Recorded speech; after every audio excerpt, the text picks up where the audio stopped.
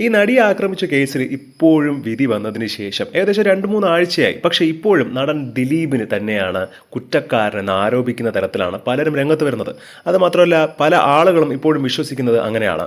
കോടതിക്ക് തെളിഞ്ഞു, മാത്രമല്ല സുപ്രീം കോടതിയിൽ പോയാൽ പോലും ഇത് നിലനിൽക്കില്ല, ദിലീപിനെതിരെ യാതൊരു തെറ്റും കാണില്ല എന്ന രീതിയിൽ തന്നെയാണ് ഇപ്പോഴും കാര്യങ്ങൾ നീങ്ങുന്നത്.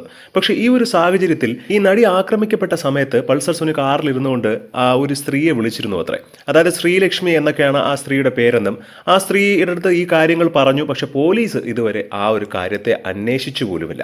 അത് ആരാണെന്ന് അറിഞ്ഞിട്ടില്ല. 8.5 വർഷം, 8.5 വർഷമാണ് ഈ കേസിന്റെ പുറകെ പോലീസ് നടന്നത്. എന്നിട്ടും ഈ ശ്രീലക്ഷ്മി ആരെന്നോ പൾസർ സുനി ആ ഒരു ദിവസം ആരടുത്തൊക്കെ സംസാരിച്ചിട്ടുണ്ട്, ഇതൊന്നും അന്വേഷിച്ചിട്ടില്ല.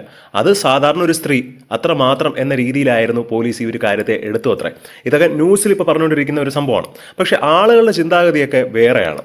അതായത് ഒരു സ്ത്രീയാണ് ഇതിൽ ഉൾപ്പെട്ടിട്ടുള്ളത് എന്ന് പറഞ്ഞതോടുകൂടി കാവ്യ മാധവന്റെ ചിത്രങ്ങളും വീഡിയോകളും ഉൾപ്പെടെ ഇപ്പോഴും സോഷ്യൽ മീഡിയയിൽ പ്രചരിപ്പിച്ച് എല്ലാത്തിൻ്റെയും പുറകിൽ ഇവളാണ് എന്ന് പറഞ്ഞ് വളരെ മാസ് BGM ഒക്കെ ഇട്ട് കാവ്യയ്ക്ക് എതിരെ തിരിക്കുന്ന ഒരു പ്രവണതയാണ്.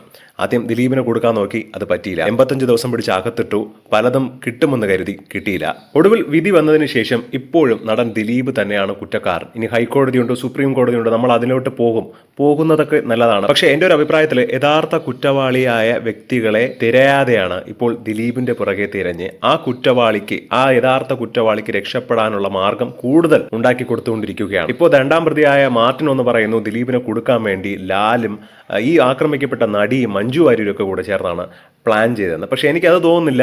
കാര്യം ഇത് എന്തിനു വേണ്ടിയാണ് പറയുന്നതെന്ന് അറിയില്ല. ഇതാരാണ് ഈ മാർട്ടിനെ കൊണ്ട് പറയിപ്പിച്ചത്, എന്തിനാണ് പറഞ്ഞത്, ഇതും അന്വേഷിക്കേണ്ടതാണ്. ഇതൊന്നും അന്വേഷിക്കാതെയാണ് എല്ലാം നടൻ ദിലീപിന്റെ നേരെ. കാരണം പൾസർ സുനി പറഞ്ഞു. പിന്നെ പൾസർ സുനി പറയുന്നത് വിശ്വസിച്ചേ പറ്റൂ, കാര്യം പുണ്യാളനാണല്ലോ. എന്താണ് ഇതിനെക്കുറിച്ചുള്ള നിങ്ങളുടെ അഭിപ്രായം? താഴെ മറക്കാതെ കമന്റ് ചെയ്യുക. ഒപ്പം ഈ വീഡിയോ ലൈക്ക് ചെയ്ത് മറക്കാതെ സബ്സ്ക്രൈബ് ചെയ്യുക.